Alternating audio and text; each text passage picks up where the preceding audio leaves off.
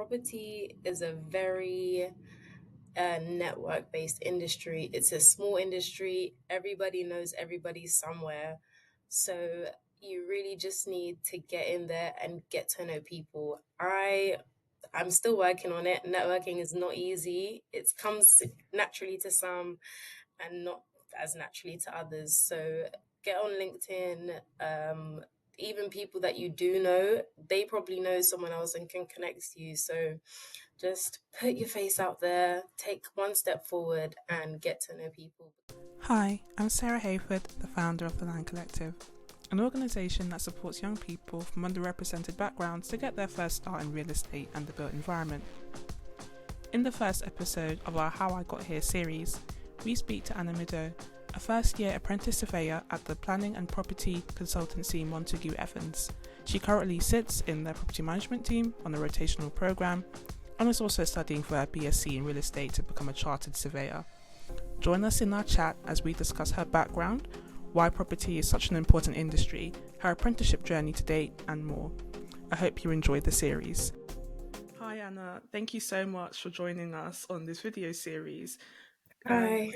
Could you tell us a little bit more about you and how you got into the industry? So, my name's Anna, and I'm 20, currently on my first year of my apprenticeship at Montagu Evans to be a property surveyor. So I grew up in East London, went to school, I did A levels in biology, English, literature and language, and economics. And obviously, economics is probably the only one relevant to property. But yeah, I did that. And then I got into property by my brother, actually, because I was getting towards the end of year 13 thinking I'm not really interested in any of the traditional career paths like being a doctor or lawyer or Yeah, a teacher or anything like that. I know. And so my brother actually, he was a grad on a grad scheme as a in a property company. And so I thought, let me explore a bit more into this. And that's when I came across surveying. And as you said, there's not a lot of resources out there. So I did have to do quite a lot of scrolling, and I found this is something that I wanted to explore further and get to know. So I started looking for apprenticeship roles, and then I found Montagu Evans, and here I am. amazing. And what was it about surveying that kind of piqued that interest for you, do you think? I think it was just the fact that, especially where I grew up, the built environment around me was not what I think anyone should really grow up in. And so I feel like seeing that and growing up in that kind of environment, I wanted to do something to better that for everyone else. And property surveying seemed like the right route to take because I have a direct influence on the built environment itself and the spaces that people live in, work in, study in. So that's why I took that turn. Amazing. And what does Montagu Evans do, and what are kind of some of the areas that they work in within property? Yeah, so Montagu Evans is a property consultancy. So we provide multiple services within the industry for the public and the private sector. So the departments that we have would include commercial and agency, includes planning, advisory, and property management, which is the seat that I currently sit in. So property management is actually a bit more of an unknown one, although you'd Yeah. think when you think property, you'd probably think management straight away. But yeah, it's something slightly a bit more unknown to most surveyors, but it's good work. It's taxing. And So, how does the apprenticeship scheme actually work within Montagu Evans? Is it that you start off in one area of the business and then you rotate around, or do you stick into one? Could you explain a little bit more, especially for those that are listening or watching? Yeah, of course. As you said, so you start in one department. I started in property management, and this may be different for other companies, but for Montagu Evans, apprentices will rotate annually.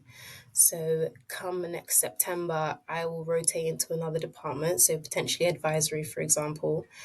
But I do get the choice at the end of my seat in property management if I would like to extend it for another 6 months. If I'm really enjoying my seat and I want to get more experience and get to know more about what they do, then I have that option. But yes, you'll rotate every year, and then at the end, you sit your APC, which is like the exam that you have to do to become an official chartered surveyor. And can you kind of walk me through your day to day and what that looks like? So, from when you come in at 9 o'clock to when you kind of clock out at 5. So, what does your day look like? Yeah, of course. So, wake up really early. No, not really early, but because the office is based in central London, so I try to make my commute as early as possible, but still get stuck in rush hour Yeah, nevertheless. I was But trying to avoid it. yeah, I make my way to the office. Um, Usually have breakfast in the office. I don't know if there's too much information. Um, I will, in a regular day, I just do work supporting my team in managing their portfolios. So we'll have one or two clients and they will have multiple properties that we manage on behalf of them, being the landlord. And so the actual tasks I'll do is dealing with leases, tenancy schedules, turnover, client reporting, all that kind of thing. And yeah, take my lunch break, then finish around 5:30 and make my way back. And out of all of those kind of things that you've mentioned, what's your favorite part of your day or of your role in general so far? Yeah, I would say my favorite part is most definitely checking off my to-do list. I'm a big to-do list girl, and so when I finally get to check things off, it makes my day because I know I've had a productive day and I've got things done and I made a difference. And what about the opposite? What's maybe the most challenging part of maybe being an apprentice or of your day to day role?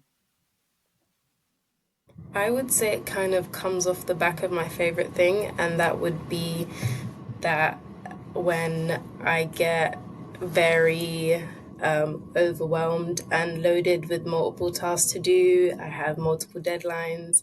And if you're an apprentice, you will have deadlines for university and in the workplace, so it's a lot to balance at once. But yeah, I guess that's what support systems are for, so make sure you make the most of them.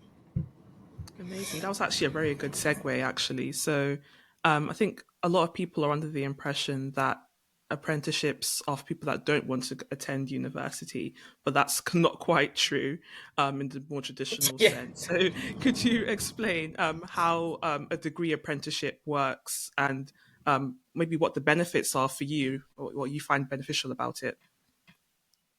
Yeah, of course. So, for me specifically, my degree will be in real estate management, and this is the pathway to become a chartered surveyor. For quantity surveyors, you can also do real estate management, but it will be a separate pathway, for example.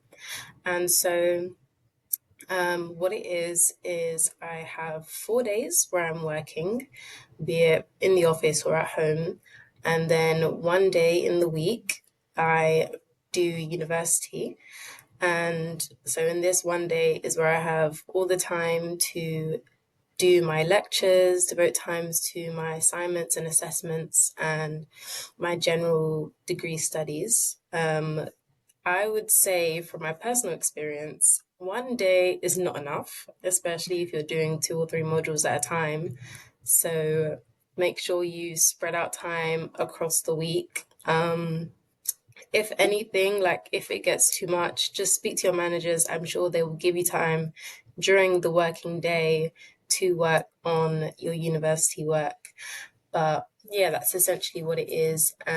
And usually you'll be made to keep a record of the time spent on your university work to make sure that it's balanced, because it's supposed to be 80% learning is on the job and 20% learning is from your degree, which sounds like a small amount, but the Yeah, 20% is a lot. brilliant. And do you have a favorite module at the moment that you're learning on your degree so far? Yeah, I do actually. It's the law module, law for the built environment. It's very That's interesting. interesting. It is, yeah, it is. It's good. It's very applicable to my day to day, which is good, especially when I work with leases. Learning about contract Yeah. law is super relevant, and yeah, I really enjoy it. I guess that's like a really great thing about the apprenticeship program, isn't it? That you're studying, and even though it's a lot to balance, you can actually use what you're learning from your degree in your day to day working life, which is really, really useful. And I guess not really like the traditional degree where you would study for 3 years outside of the workforce and then you'd come in and then you're almost looking for things to match what you've learned to. And if you go into something completely different, then it's just like you don't really get to match at all, really. So that's like another Yeah, great it's way that it's very apprenticeships are true. good. A hundred And percent. It gives you that real hands-on experience with the theory that you're learning in the classroom. And what is your support system like at work? Like, how do they kind of support you throughout your apprenticeship journey? Because I mean, you would have come out of kind of sixth form or college with absolutely no experience whatsoever. You're jumping straight into the workforce. How did you kind of find that transition, and what support do you have available? Yeah, it's a very big transition going from doing sixth form from 8:30 till 3 every day, jumping straight into a nine. I would definitely say that my line managers are my biggest form of support up front. Considering that's the person that gives me work. They explain it to me in detail, show me everything, and they're very understanding that you have just come out of school and that you don't know what you're doing. And they will take the time to explain everything to you in detail. And if you don't understand, do say so, because they are very understanding and willing to cover things with you. I'd say also our HR department, they book one-to-ones with us just to touch base and see how we're doing, how we're getting on, if there's any way that they can support us outside of our day-to-day jobs.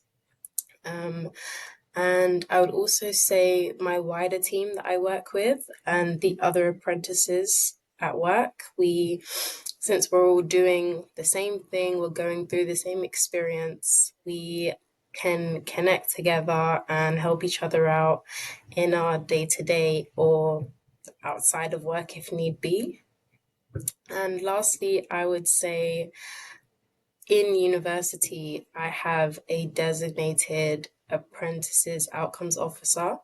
And so she is like my mentor, if you want to call it, in university. And she is dedicated to making sure I'm staying on time with my tasks and thriving as much as possible in university. Yeah.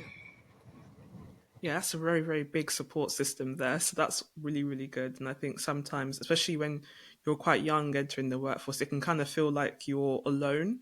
So it's really, really good that you have that massive support network there and that you're all also connected to other apprentices. Because I think that's also really, really important.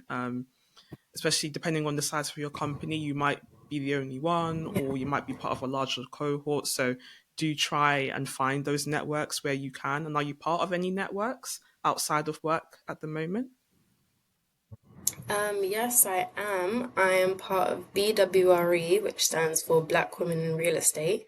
They are a network that you can find on LinkedIn. They have events where we meet up. Especially towards the end of last year, there were quite a few events going on where you can meet with people that are like-minded in real life and connect and get to know one another. You can talk business and also talk things outside of the workforce, like your day-to-day, how you're getting on. That's brilliant. I'm part of that network too, so I can relate. Nice. And just touching on that, actually, what do you think is the importance of having networks like that, like Black women in real estate, especially when again there's not a whole lot of diversity in the sector at the moment? It is slowly getting better, but what do you think is the importance of networks like that? Do you think? I think, and specifically for young people, it's super important because you're coming into a whole new world, a whole new environment, and you're learning a million and one things all at the same time. So having people that not only are doing the same job as you, but have also probably lived a similar life to you Yeah, or have a similar current lifestyle to you. Maybe you have shared past, present experiences, is really important because it just helps you to know that you're not alone and there are people around you that you can connect with and you can support one another. And that doesn't have to just be in business related things, it can be outside of work, it can be your personal life, it can be maybe you're just shy and you don't know how to network. They can help you with that. And yeah, it's really important to know that you're part of a community.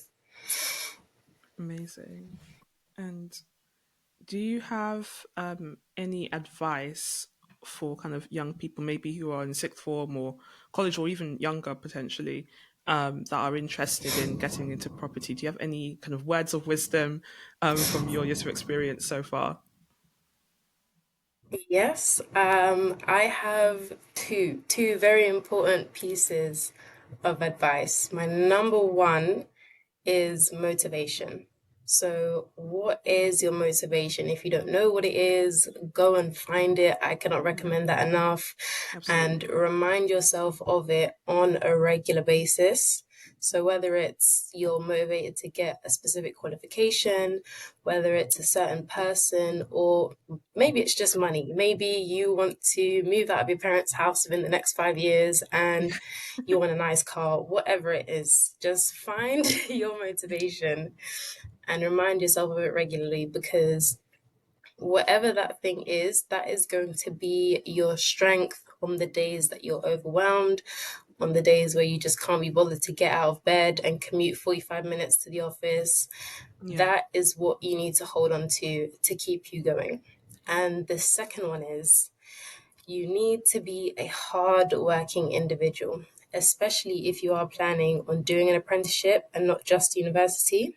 absolutely. These tend to be becoming more popular these days because being focused and organized, it's what's going to keep you on top of your deadlines whilst also producing quality work. So remember, a mind that is willing is a mind that is able. So it doesn't mean you don't have to have a social life and become a workaholic. It just means that you need to make your priorities align with your goals because you can't get the house and the car Yeah, if you're not working to get the house and the car. So yeah. just yeah, that's my two pieces of advice. No, I really like that quote you dropped in there. That was a real gem. Shout out to my mum. Yeah. And one of the other questions I had was more about the skills that you need to thrive. I mean, you mentioned kind of being motivated, which kind of is a skill in and of itself. But to thrive in property, which is a very, very networked, people oriented sector, what kind of skills do you think you need to thrive? And how would you go about building those skills if you're a young person? Yeah, I can. And what I'm about to say, I'm speaking to myself as well, guys, is networking. Yeah, as you said, property is a very network based industry. It's a small industry. Everybody knows everybody somewhere. Yeah, So you really just need to get in there and get to know people. I'm still working on it. Networking is not easy. It comes naturally to some and not as naturally to others. So get on LinkedIn. Even people that you do know, they probably know someone else and can connect you. So just put your face out there, take one step forward, and get to know people, because later on down the line, they can help elevate you in one way or the other, or you can just be a blessing to them in one way or the other without even knowing it. So just do your best to connect with people wherever you can. Yeah, that's very, very good advice. I think networking is the keys. Networking is also how I got into the industry eventually, and it's how kind of most people seem to have gotten their way in. Just through, I guess, being curious as well, asking those questions, asking for work experience where you can, and just grabbing opportunities and not being afraid to. And yeah, I think like you've mentioned about putting yourself out there through LinkedIn. LinkedIn is a great tool if you don't already have one. Please get one and be active on Yes, it, because you can please. you can find a lot of And things put your on there. picture up. Yes, put your picture up. I see that a lot with young people. And I don't want to. I'm just like, guys, put yourself out there. Don't be shy. And Yes. lastly, kind of where can people find you for more information, if they would like to learn a little bit more about your apprenticeship journey with Montagu Evans, or more about you in general? Where can they find you? Yeah, so as we've been speaking about it, LinkedIn, you can find me on there. Just type in Anna Mido, Mido. You'll find me. And yeah, I'm more than happy for you to message me, and I will answer any and every question you have, apprentice based. And yeah, I'll happy to hear from you. I'm actually going to go update my profile as soon as we come off here. Amazing. But thank you so much for your time, Anna, and we're hoping to catch up with you at some point throughout the industry soon. But all the best on your journey. Problem. Thank you, and I wish you all the best too.